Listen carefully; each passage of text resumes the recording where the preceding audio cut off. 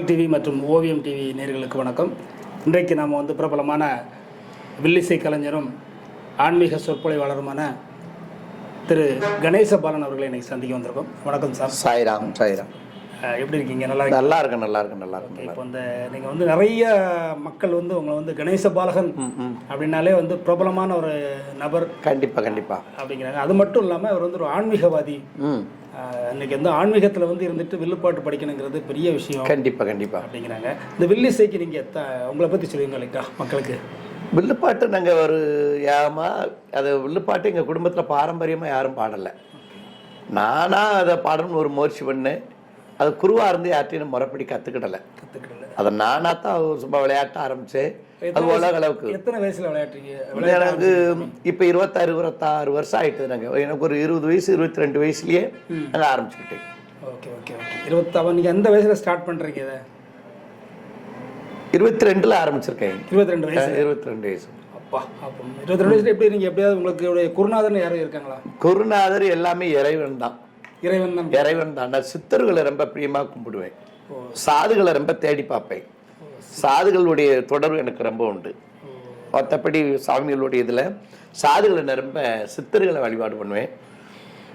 சத்யசாய் பாப்பா நிறைய ஒரு பிரசாதமல்காரல் கொடுத்துருக்காரு. நிறைய மகாங்களை பார்த்து சில ஆசீர்வாதம் வாங்கினதுனால அது கிடைச்சது நம்மளுக்கு. எல்லாமே மனப்பாடம் தானே. சரி. இப்போ நீங்கள் இந்த ஆன்மீகத்தில் எந்த வருஷத்தில் ஸ்டார்ட் பண்ணீங்க? ஏன்னா 14 வயசுலேயே ஆன்மீகத்துக்கு உள்ளே வந்துட்டேன். 14 வயசுலேயே ஆன்மீகத்துக்கு வந்துட்டேன் நான். இப்போ ஆன்மீகத்துக்கும் உங்களுக்கு குருநாதர்னு யாரும் உண்டுமா? அப்படி சார், ஆன்மீகத்துக்கு எல்லாமே குருநாதர் இறைவன் தான். இல்லை, நீங்கள் கோவில்பட்டியில் சொந்த ஊர் கோவில்பட்டி தானே சாமி? இல்லை, எங்களுக்கு சொந்த ஊர் சாயமலை ஏரியா. சாய்மலை ஏரியானா எந்த ஏரியா? கழுகுமலை தெற்கு வரும். ஓ சரி. அது வடக்கு புலாங்கலம். அப்படிங்களா? அப்பா அம்மா என்ன பண்றாங்க? அப்பா அம்மாலாம் விவசாயம் சேர்ந்தவங்க தான். உங்க கூட பிறந்தவங்க எத்தனை பேர்? நாங்க 6-7 பேர். 7 பேர். ஆண்கள் எத்தனை? பெண்கள்? பெண்பளை பிள்ளைய 4 பேர். ஓ, 3 அக்காளுக்கு இளைய பையன். நாங்க பையங்க 3 பேர். அப்போ அக்கா தங்கச்சி எல்லாம் நீங்க தான் கரையாற்றிருக்கீங்க? இல்லை, எல்லாருமே நல்லா அப்பா எல்லாருக்குமே கல்யாணம் பண்ணி கொடுத்துறாங்க. தங்கச்சியை மட்டும்தான் நான் கல்யாணம் பண்ணி கொடுத்தேன். 2 தங்கச்சி. சந்தோஷம். இந்த லிங்க காளியம்மன் கோவில் அப்படிங்கிறது ரொம்ப பிரசித்தி பெற்ற கோயிலா இருக்கு. நிறைய பேர் பூக்குழி இறங்குறது, அப்புறம் விரதம் இருந்து வர்றது, நடைபயணமா வர்றதெல்லாம் நான் பார்த்திருக்கேன். அந்த கோயில் எப்படி நீங்க உருவாகுனது அப்படின்னு நான் ஒரு சாதாரண ஒரு கோழி பண்ணையில தான் வேலை பார்த்தேன். கோழி பண்ணையில ஆரம்பத்துல? ஆமா. எத்தனை வயசுல பண்ணீங்க? ஒரு 10 வயசு 12 வயசுலயே கோழி பண்ணையில எடுத்தேன். எனக்கு கனவுல தெரிஞ்சது அந்த லிங்கத்தை நான் எடுத்தேன். கனவுல சொல்லித்தான் அதை எடுத்தேன். கனவுல கண்டது நீங்க எப்படி கனவு? எனக்கு அம்மா விளாண்டு இருந்துச்சு. சரி. பெரியம்மா விளாண்டு இருந்துச்சு. ரொம்ப பெரியம்மா விளாண்டு இருக்கும்போது எனக்கு அந்த விக்ரம் எனக்கு தெரிஞ்சது கனவுல அதை தோண்டி அது மன்னர்கள் ஆண்ட இடம். எந்த இடத்துல? அதே இடத்துல இப்ப இருக்கிற இடத்துல பக்கத்துல தான். சரி. எப்படி நீங்க தனியா போய் பாத்தீங்களா சாமி? இல்ல அது கூட 2-3 பேர் சேர்ந்துதான் பார்த்தோம். அது தனக்குள்ள இருக்கிற மாதிரி தெரியுது அப்படின்னு 2-3 பேர் சேர்ந்துதான் தோணும். இல்ல, சில ஆன்மீகவாதிகள் என்ன சொல்லுவாங்கன்னா, ஒரு சிலையோ அல்லது ஒரு தெய்வீக பொருளோ எதுவும் கிடைச்சுன்னா அதுல ஏதாவது ரத்த பலி, ரத்த சொட்டு ஏதாவது கொடுக்கணும், கொடுத்து தோண்டி பார்க்கணும் அப்படிப்பாங்களா? அப்படிலாம் இல்ல, அதெல்லாம் கிடையாது. ரத்த பலிகள்லாம் எதுவும் கிடையாது. சைவ வழிபாடு தான். நான் எப்பவுமே சைவ வழிபாடு தான். நாங்கள் எங்கள் குடும்பத்தில் எல்லாரும் மட்டன் சாப்பிடுவாங்க. நான் அந்த குழந்தையா இருக்க காலத்திலேயே மட்டன் விருப்பப்பட மாட்டேன். நான் லிங்கமாரி நிறைய பார்த்தீங்கன்னா அந்த வெள்ளக்கோண்டம்பட்டி நிறைய ஊர்களில் உங்கள் கோயிலை சார்ந்த பெண்களுக்கும் ஆண்களுக்கும் பேர் வைக்கிறாங்க. நிறையா வச்சிருக்காங்க. நிறையா வரப்பிரசாதம் பெற்ற அம்மன். இப்போ தமிழ்நாடு ஃபுல்லாக இருந்து வர்றாங்க நிறையா. ஸ்டேட்டெல்லாம் வராங்க. அதர் ஸ்டேட்ல கேரளாவிலேருந்து வராங்க. லிங்க மாரியம்மன் முத நீங்கள் ஸ்டார்ட் பண்ணும்போது வருஷம் பூஜை பண்ற மாதிரி பண்ணீங்களா, இல்லை டெய்லி பூஜை பண்ண? டெய்லி பூசை நடக்கும். டெய்லி பூஜை. டெய்லி 3-4 பூசை நடக்கும். இது கும்பாபிஷேகம் அப்படின்னு எத்தனை முறை பண்ணி? 12 வருஷத்துக்கு ஒரு கும்பாபிஷேகம். அப்போ இதுவரை எத்தனை போயிருக்கும்? இது 3 கும்பாபிஷேகம் பண்ணியாச்சு. ஓ சரி. அடுத்த கும்பாபிஷேகம் எப்போ வருது சார்? அடுத்து ஒரு 12 வருஷம். போன வருஷத்துக்கு முந்தின வருஷம் தான் நடந்திருக்கு. ஓ சரி. இப்போ இதில் சாமி நம்ம சாய்பாபா கோயில் ஒன்று அமைச்சிருக்கீங்க. ஆமா. தென் மாவட்டத்திலே பிரசித்தி பெற்று இருக்கு. உங்க கோயிலுக்கு மிகப்பெரிய ஒரு அமைதி கிடைக்கும். நானே வந்திருக்கிறேன். வந்தால் நானே அப்படியே அமைதியாக உட்காந்துருவேன். எங்க கோயிலுக்கு கிறிஸ்டின் வருவாங்க, முஸ்லீம் வருவாங்க, அனைத்து மதத்தை சேர்ந்தவங்களே எங்க கோயில நிற்பாங்க. இல்லை, கிறிஸ்டின் அந்த அனைத்து மதங்களும் வர்றாங்க இல்லையா? அவங்க அந்த திருநாறு அபிஷேகம் இல்லை அதெல்லாம் எதுவுமே கிறிஸ்டின்காரங்க வந்து மெழுகுவத்தி வாங்கி கொடுப்பாங்க, மெழுகுவத்தி ஏற்றுவாங்க. மெழுகுவத்தி கோயிலுக்கு விளக்கு எண்ணெய் வாங்கி விட்டு போங்க அப்படிம்பாங்க. பூமாலை வந்து சாத்துவாங்க. ஓ ஆமாம். சரி, நீங்கள் என்ன பிரசாதமாக என்ன கொடுக்குறீங்க? பிஸ்கட் கொடுப்போம். சரி சரி. அவங்களுக்கு நெய்வேத்தியம் பண்ணாத பொருளை கொடுப்போம். சாய்பாபா கோயில், சீரடி சாய்பாபான்னு வச்சுருக்கீங்க. இதனுடைய பூர்வீகம் எங்கே சார்? பூரி வந்து மகாராஷ்டிரா, கொப்பரக்கா மாவட்டம். கொப்பரக்கா மாவட்டம். இப்போ நான் நிறைய இடங்களில் பார்த்த அந்த சாய்பாபா கோயிலில் வந்து உங்கள் கோயில் வித்தியாசமாக இருக்குது. சிலையை பார்த்தாலே உண்மையில நேரடியாக பார்க்குற மாதிரி, இந்த சாமி வந்து பேசுகிற மாதிரி ஒரு சிந்தனை எனக்கே தோணுது. நானே வந்திருக்கேன், நிறைய ட்ரிப் உங்கள் கோயிலுக்கு வந்திருக்கேன். அதை பற்றி கொஞ்சம் விரிவாக சொல்லுங்கள் சார் நம்ம நேயர்களுக்கு. ஷிரடி சாய்பாபா நான் ஒரு சாதுவில் ஒரு முறை பார்க்க போனாங்க, ரொம்ப சொல்ல வேண்டியிருக்கு. ஒரு சாதுவில் பார்க்க போகும்போது எனக்கு வாக்கு கொடுத்தாரு, நீ பாபா கோயில் கட்டுவ அப்படின்னு சொன்னார். பாபா கோயில் கட்டுவோம்னு சொன்ன உடனே கோயிலுக்கு இடம் வாங்கலை, கோயிலை கெட்டலை. நான் பாபா அதுக்கு முன்னாடி கோயிலை கெட்டதுக்கு 2 வருஷம் முன்னாடியே பாபாவுக்கு ட்ரெஸ் எல்லாம் எடுத்து வச்சிருந்தேன். கோயில் கிட்ட ட்ரெஸ் எல்லாம் எடுத்து வச்சிருந்தேன்.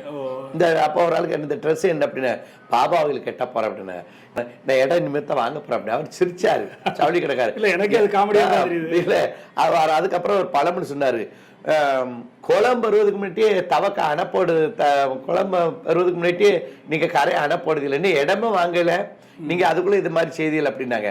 எனக்கு ஒரு நம்பிக்கை. நான் இவ்வளவு இசை பண்ணி நான் எனக்குன்னு எதுவுமே உபயோகப்படுத்தலை, எல்லாம் மக்களுக்காகத்தான் செலவு பண்ணிக்கிட்டு இருக்கேன். நைட்டு வில்லுப்பாட்டு பாடத மக்களுக்கு செலவழிக்கும், மக்கள் சொத்தை மக்களுக்கே சாப்பிடட்டும். நம்மளுக்கு நீ என்ன ஒன்று, உங்களை மாதிரி ஆட்கள் இருக்காங்க, இது போதுமே.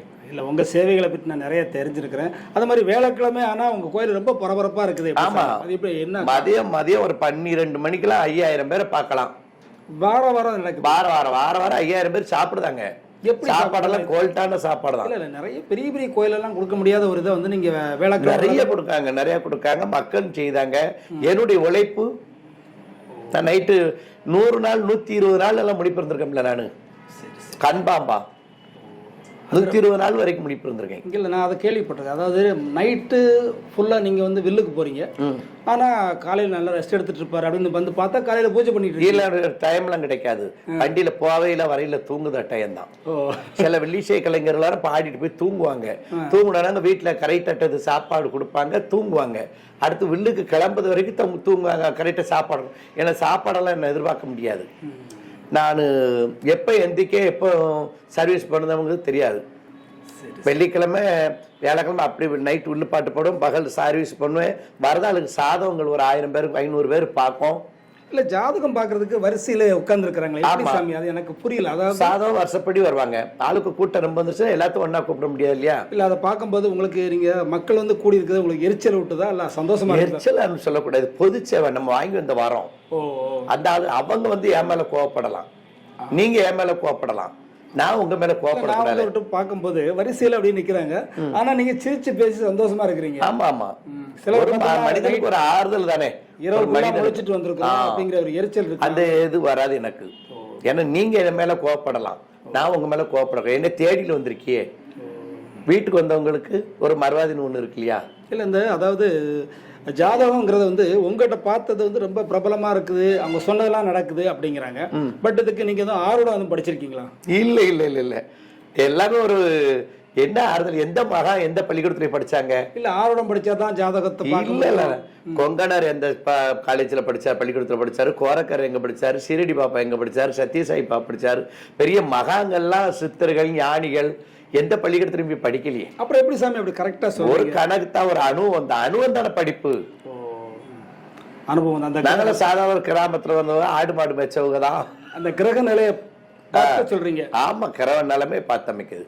சரி சரி. நான் சாதகத்தை ரொம்ப கருத்தா கணிக்கணும்னு ஆசைப்படுவேன். நான் காசு பணத்துக்கு ஆசைப்பட மாட்டேன். எல்லா சாதகக்காரங்களும் நான் அவ்வளவு கொடு இவ்வளவு கொடுன்னு கேட்பாங்க இல்லையா, எனக்கு அது ஒத்து வராது. ஒரு ஆள் ஒரு சூழ்நிலையில இருப்பாங்க. இல்லை, நான் ஒரு முறை பார்த்தேன், ஒரு ஆளுக்கு நீங்கள் ஜாதகம் பார்த்துட்டு 500 ரூபா நோட்டை வைக்கிறாங்க, நீங்கள் அப்படியே எடுத்து சில்லறை கொடுக்குறீங்க. இல்லை, இருக்கட்டும் சாமின்னு சொன்னோன்னா அதெல்லாம் முடியாது, இன்னும் திரும்ப கொடுத்து அனுப்புறீங்க. ஆமாம், அது தப்பு இல்லையா? குறிப்பிட்டது போதும். ஒரு சூழ்நிலை, ஒவ்வொரு மனிதனுக்கு ஒரு சூழ்நிலை இருக்கும், அவங்கள போய் நம்ம தொந்தரவு பண்ணக்கூடாது. ஒரு என்ன கஷ்டத்தில் அவங்க ஜாதகத்தை எடுத்துகிட்டு வராங்க, அதை அவங்க யோசிச்சு பார்க்கணும். உட்கார்ந்த நேரத்தில் நம்ம அப்படி 500 1000 ரூபா வாங்கினோம், அவங்களுடைய நிலைமை என்ன ஆகும்? அவங்க செய்யணும் இருக்கும்போது பகவான்கிட்ட செய்வாங்க இல்லையா? இறைவனுக்கு எது தேவைன்னு வாங்கிக்கிடுவாங்க. உங்கள்கிட்ட எவ்வளோ வாங்கணும் அப்படிங்கிறது பகவான்களுக்கு தெரியும். நீங்கள் எவ்வளோ கொடுக்கணும் உங்களுக்கு தெரியும், அந்த அறிவு தெரியும். இப்போ இந்த ஜாதகம் பார்க்குற ரூபாயெல்லாம் நீங்கள் இந்த எல்லாமே ஆன்மீகத்துக்கு தான் அன்னதானமாக. ஆமாம் ஆமாம் ஆமாம். ரொம்ப சந்தோஷம். எங்களுக்கு தனியார் கோயில், கடை ரேட்டு, எங்களுக்கு கரண்ட் பில்லு மாதம் 18,000 ரூபா வருது கரண்ட் பில்லு. டெய்லி 24 மணி விளக்கு எரிஞ்சுக்கிட்டே இருக்கும். எண்ணெயெல்லாம் விளக்கு எரியுது நான் பார்த்துருக்கேன், 24 மணி நேரம் எரியுது. விளக்கு எரிஞ்சுக்கிட்டே இருக்கும். இன்னொரு கேள்வி உங்கள்கிட்ட கேட்கணும். அங்கே வந்து ஒரு விறகு வச்சு அனல் எரிஞ்சுக்கிட்டே இருக்கு இல்லையா? ஆமாம். அது யாகசாலை. அது என்ன யாக? அது பேர் வந்து துணி. அதில் வந்து அது பேர் வந்து அக்கினி எரியுது இல்லையா? அது வந்து வடமொழியில் வந்து துணி. நம்ம அக்கினின்னு வச்சு கொடுத்தோம். பாபாவுக்கு பிடித்த சிறுடி பாபாவுக்கு பிடிச்சது அது ஒன்று தான். அதில் வேப்பவரை வாங்கி வைப்பாங்க, மட்டை தேங்காய் வாங்கி போடுவாங்க, நம்மதானியங்கள் வாங்கி போடுவாங்க. அது ஏன் எரியுது அப்படின்னா, பாபா எங்கெங்கே இருந்தாலும் அந்த அக்கினி இது இருக்கும். அதை நாங்கள் 26 சிறுடியிலேருந்து நாங்கள் கங்கு எடுத்துகிட்டு வந்தோம். சிறுடியில் போய் பாபா பிறந்த இடத்துல இருந்தே அவர் வச்சுட்டு போன யாகத்துல இருந்தே கங்கு எடுத்து வண்டியில ஓட்டு கறிக்கட்டை ஓட்டே கொண்டு வந்தோம். தொடர் அணையா வழக்கா அந்த அக்கினி இன்னும் எரிஞ்சுக்கிட்டே இருக்கு. 24 மணி நேரம் எரிஞ்சுக்கிட்டு இருக்கு. அதுல தேங்காய், அது முன்னோர்கள் செய்த கர்ம வினைகள், நம்மளை அறியாம செய்த தவறுகள், பாவங்கள் அந்த அக்கினி இருக்கு. அதுக்காகத்தான் அது போடுவாங்க. அந்த இப்போ நீங்க வந்து எப்போ எடுத்துட்டு வந்தீங்க? இதுவரையும் அணையாம இருக்கு இல்லையா? 12 வருஷம் அது கோயில் கட்டி 12 வருஷமா அணையா விளக்கு 24 மணி வர வச்சுக்கிட்டே இருக்கும். அதுக்கு தனியா நீங்க ஆள் போட்டிருக்கோம். அது ஆன்மீக சேவை செய்யறதுக்கு ஆள் இருக்காங்க. இப்ப அந்த ஆள எரியில அந்த சாம்பல் எல்லாம் அடுத்து பேக்கெட் பண்ணி கொண்டு போறாங்களே. ஆமா, விபூதி பிரசாதம். அது பிரசாதம் எல்லா பகவானுடைய விதியோட சீரடி சாய்பாப்புடைய விதி, அது பேர் உதி. புதி உண்மையா எல்லா ஆலயத்துமே வரும் தெரியாம தான் நம்ம விபதிங்க புதி. அந்த புதியை எடுத்து சில தண்ணீர் ஓட்டு சாப்பிட்டாலும் சில நோய்கள் நீங்க ஐதியம். அது உண்மை நடக்கு. ஒரு மனிதர் கேன்சர் நோயை குணப்படுத்துது. அதை சீரடியில தங்கத்தை விலை கொடுத்து வாங்கல, விபூதி விலை கொடுத்து வாங்க முடியாது. ஒரு சுத்துக்கு ஒரு விதி தான் தருவோம், ஒரு பாக்கெட் தான் தருவாங்க. நீங்க ஒரு சுத்து சுத்திட்டு வந்தா இப்போ அடுத்த உடனே நீங்க இருக்கே, நீங்க ஒரு 10 பாக்கெட் கொடுங்கலாம் கொடுக்க முடியாது. அங்கே எது கிடைக்கல அது ரொம்ப பிரமாதம் பண்ணுது. அந்த உதி கிடைக்கணும். இந்த சிலை அமைப்பு பார்த்தீங்கன்னா அப்படியே நான் இப்போ முதல்ல சொன்னேன் இல்லையா, அதை பார்க்கும்போது அப்படியே உயிரோட இருக்கிற மாதிரி ஒரு இது இருக்குது. அது எப்படி அந்த சிலை எங்க பண்ணீங்க? நான் மகாராஷ்டிரா ஆர்டர் பண்ணி நீங்க போய் பண்ணீங்களா? இல்லை, நாங்கள் ஆர்டர் பண்ணியிருந்தோம். ஆர்டர் பண்ணோம். அதெல்லாம் பெரிய ஒரு அதிர்ச்சியம். ஒரு ஆள் கும்பாபிஷேகம் பண்ணுங்க, நீங்க கோயிலை கட்டுங்க. அது எப்படி இடம் வாங்கணும், எப்படி கோயில் கட்டணும், எவ்வளவு பணம் செலவழிச்சோம் அப்படிங்க எனக்கு இன்னும் இது வரைக்கும் எனக்கு தெரியல. ஆமா, குறைந்தபட்சம் அது ஒரு குறைஞ்சது ஒரு 5 கோடி ரூபாய் இருக்கும். நான் வாங்கல சென்ட் 1,10,000 ரூபா, 11 சென்ட். அந்த இடத்துக்கு எப்படி பணம் கட்டணும்னு எனக்கு ஒன்றும் புரியல. நான் அது காரணமே வில்லுப்பாட்டு தான். அடுத்து அதே வருஷத்துல இடம் வாங்கி கோயில கட்டியிருக்கோம். அப்ப அந்த வில்லுப்பாட்டு படிக்கிற காசுக்குள்ள அந்த ஆன்மீகத்துக்கு தான். எனக்கு எதுக்கு? நீங்க எதுவும் சம்பாதிக்கலையா? நான் எனக்கு எதுக்கு சம்பாதி? பெரிய பெரிய செயின் எல்லாம் போட்டிருக்கீங்க. இது வில்லிசை கலைஞர்களுக்கு தேவை. இது ஒரு அழகு ஆடபாதி ஆள் பாதி இருக்காங்க இல்லையா? கண்டிப்பா. அதனால அந்த இது அப்புறம் மற்றபடியில என்ன சாதம் பார்க்குற இடத்துல என்ன பார்த்தா ஒரு கிழிஞ்ச வேஷ்டி தான் கட்டிக்கிட்டு. வில்லிசையில நான் பார்க்கும்போது உங்க சக கலைஞர்கள் இருக்காங்க இல்லையா, அவங்க கண்ணு புல்லா மக்கள் மேல இல்ல, உங்க நகை மேலே இருக்கு. என்ன காரணம்? அது அதான் எங்க செட்டுக்காரங்களே சொல்லுவாங்க, என்னைக்கு பாதி கொடுப்பாரு, ஒரு பீஸா வெட்டி கொடுங்கிறாரு. எங்க செட்ல எல்லாருமே எனக்கு ஒத்துழைப்பு பண்ணுவாங்க. நான் சில கதைகளோ ஏதோ ஒரு போயிட்டாலும் எந்த செட்டுக்காரங்களும் அந்த மாதிரி உதவி பண்ண மாட்டாங்க. அவர் எப்படி போனாலும் எங்கள் செட்டுக்காரங்க எனக்கு நிறைய உதவி பண்ணுவாங்க. சில செட்டில் வில்லுப்பாட்டுக்காரங்கெல்லாம் நிறைய பிரச்சனைகள் இருக்கும். அந்த பிரச்சனை, இந்த பிரச்சனை, சம்பள பிரச்சனை, எனக்கு அப்படி போகிறேன் இப்படி போகிறேன் அப்படிம்பாங்க. நான் வில்லுப்பாட்டு ஆரம்பித்து 26 வருஷம், அது 26 வருஷமும் ஒன்றா உட்காந்துருக்கான் இந்த பையன். இல்ல நம்ம முதியவர் ஒரு ஆள் இருந்தாரு, நம்ம ஒரு பெரியவர் பேரு கூட மறந்து போச்சு எனக்கு. அவரு உங்களுக்கு வந்து நல்ல ஒரு நல்லா சப்போர்ட்டிவா இருந்தாரு கடைசி காலம் வரை. அது ஒரு தாப்பம் ஸ்தானத்துல. இப்ப அந்த இடத்தை விட அதை விட பிளஸ்ஸா வந்து ஒரு ஆள் கிடைச்சிருக்கு. அதான் இறைவனுடைய அனுக்கிறோம். நானே ஆச்சரியப்பட்டேன். அவருக்கு அடுத்து இவர மாதிரி ஒரு சக பாடகர் கிடைப்பாரா அப்படின்னு நினைச்சேன். பட் இவர் வந்து உண்மையில ரொம்ப ரொம்ப ஜாலியா இறைவனுடைய அனுக்கிறோம். சில வில்லிசை கலைஞர்களுக்கு ஆள் கிடைக்கும். ஆசிரியரா பணியார் வாத்தியார் காலேஜில் ப்ரொஃபஸராக இருக்கான், வாத்தியார் இருக்காப்புல. எங்கள் செட்டில் அதான் சொல்ல, எந்த எல்லா வில்லுப்பாட்டுக்காரங்க செட்லையும் சில பிரச்சனைகள், சில குழப்பங்கள். நான் வரல, நீ வரல, தண்ணி அடிப்பாங்க, பீடி அடிப்பாங்க. எங்கள் செட்டில் எதுவும் கிடையாது. டீயுமே நான் கொண்டு வர சொன்னா தான் சாப்பிடுவாங்க. அந்த ஊரில் இருந்து டீ கொண்டு வாங்க அப்படின்னு சொன்னாங்க. நான் கொண்டு வர சொல்ல எங்கள் செட்டுக்காரங்க எதுவும் கேட்க மாட்டாங்க. எங்கள் செட்டில் யாரும் என்னை மீறி பேச மாட்டாங்க, நானும் அவங்கள மீறி பேச மாட்டேன். நான் உங்க செட்ல வந்து சாமி கட்டுப்பாடு அப்படின்னு ஒண்ணு கண்டிப்பா இருக்கும். ஒரு நிறுவனம் இருக்கும்போது கட்டுப்பாடு இருக்கும். உங்க டீம்ல வந்து உங்க குழு வந்து கட்டுப்பாடுன்னு நீங்க என்ன வச்சிருப்பீங்க? என்ன இதான் கட்டுப்பாடு, வேற எந்த தண்ணி அடிக்க கூடாது. தண்ணி அடிக்க மாட்டாங்க. அடிக்கிற ஆளுக்கு இல்ல, அடிக்கிற வந்தாலும் எங்க செட்டுக்கு வந்தாலும் தன்னால மறந்துருவாங்க. தண்ணி அடிக்கிறதுல யாருமே சாமானியமா எங்க செட்டுக்கு வர மாட்டாங்க. வந்தாலும் அப்படி மறந்துருவாங்க. இப்போ இந்த பயணம் வந்து எத்தனை வருஷமா அந்த வில்லு பாட்டு? 26 வருஷமா ஓடி. 26 வருஷமா. இதுல வந்து சமீபம் வில்லு அடிக்கிறோம். ஒரு நாள் ஒருத்தர் வர முடியாத ஒரு நிலை, லீவ் போட்டாரு. நீங்க ஏற்கனவே ஒரு அட்வான்ஸ் வாங்கியிருப்பீங்க. இன்னைக்கே இப்போ ஒரு அட்வான்ஸ் வாங்கியிருக்கீங்க, வந்திருக்கீங்க. சக பாடகர் வரலன்னா என்ன பண்ணுவோம்? ஒரு ஆள் எப்படி வந்துருவாங்க. அவர் லீவ் போட அப்புறம் அடுத்து ஒரு செட்டுக்காரன் கொண்டாந்து விட்டுருவாங்க. ரெடியா இருக்கு. அந்த பையன் இருக்கா அப்படின்னா எனக்கு நாளைக்கு வேலை, நன்னாரம் அனுப்பிடும், ஒரு ஆள் அனுப்பி விட்டுருவாங்க. இது வரைக்கும் அப்படித்தான் போய்கிட்டு இருக்கு. வில்லு பாட்டு உங்களுக்கு நிம்மதியை தந்திருக்கா? ரொம்ப ரொம்ப நிம்மதி. இல்ல தொல்லை இதை ஏன்டா இந்த வில்ல படிக்கிறோம் அப்படிங்கிற மாதிரி என்னைக்கு? அதெல்லாம் கிடையாது. எனக்கு நிறைய டார்ச்சர், நிறைய பிரச்சனை, நிறைய எனக்கு வேற எந்த பிரச்சனை, ஆன்மீக பிரச்சனை. கோயில், அந்த கோயிலை பார்க்கணும், இந்த கோயிலை பார்க்கணும், அவங்களுக்கு சம்பளம் கொடுக்கணும், இவங்களுக்கு சம்பளம் கொடுக்கணும், நம்மளுக்கு இத்தனை நிர்வாகத்தை பார்க்கணும் அப்படிங்கிறது ஒரு இதான். மற்றபடி எனக்கு குடும்பம், எங்க அம்மா அப்பா அண்ணன் தம்பி அந்த நினைப்புக்கெல்லாம் நான் போகலை. நான் ஏன் கோயில் நான் வச்சு நம்ம ஆரம்பிச்ச ஏற்றி வச்ச விளக்க எரிஞ்சுக்கிட்டு இருக்கணுமே, இதுக்கு எப்படி பண்ணணும், என்ன பண்ணணும், மக்களுக்கு பார்த்து பார்த்து சாப்பாடு செய்வேன். மதியம் சாப்பாடு காலையில் 7 மணி 8 மணி கோதம்பு கூழ். ஆவி ஸ்டாப் பூரா சுகர் பாட்டி வரும் சாப்பிட்டு போயிடுவாங்க. இருந்து சாப்பிட்டோம்னா கூழ், கோதம்பு கூழ். கரெக்டாக 12 மணி 12:15 அப்பளம் பாயசத்தோட சாப்பாடு, கோல்டான சாப்பாடு. சாயந்தரம் ஒரு வாரத்துக்கு சப்பாத்தி, ஒரு 4500 சப்பாத்தி ஓடுவாங்க. ஒரு வாரம் சப்பாத்தி, ஒரு வாரம் இட்லி. மக்கள் நிறைய ஒத்துழைப்பு பண்ணுதாங்கல்ல சைரா. இதில் வந்து உங்களுக்கு வந்து பற்றாக்குறைன்னு என்னைக்காவது ஏற்பட்டிருக்கு? அந்த பாலக்கிழமை பண்ணக்கூடிய அந்த அன்னதானத்தில் பற்றாக்குறைன்னு என்னைக்கு மிஞ்சும் சாப்பாடெல்லாம் என்ன பண்ணுவீங்க சார்? அதெல்லாம் நிறைய ஆளுகள் கூப்பிட்டு எடுத்துருப்பாங்க. அப்படிமோ இப்போ அந்த வில்லிசையை பற்றி பேசணும், ஆன்மீகத்தை பற்றி பேசணும். ஆன்மீகத்தில் பார்த்தீங்கன்னா இப்போ இந்த நம்ம சாய்பாபா கோயில் வச்சு வழிபடக்கூடியவங்க வந்து பார்த்தீங்கன்னா அது சின்ன பிள்ளைய பார்த்தது மாதிரி பார்க்கணும் அந்த சாய்பாபா அப்படின்னு சொல்கிறாங்க. அது உண்மை. குழந்தைய பார்த்த மாதிரி பார்க்கணும். அது எப்படி சாமி? தொட்டில் நடந்த மற்ற தெய்வங்கள் மாதிரி கிடையாது. காலையில் வெந்நி வச்சு தான் குளிக்க வைக்கணும். அவர் வெந்நி வச்சு குளிக்க வச்சு துவட்டணும். துவட்டி அவர் சூடான பொருள் தான், காப்பி டீ கொடுக்கணும்.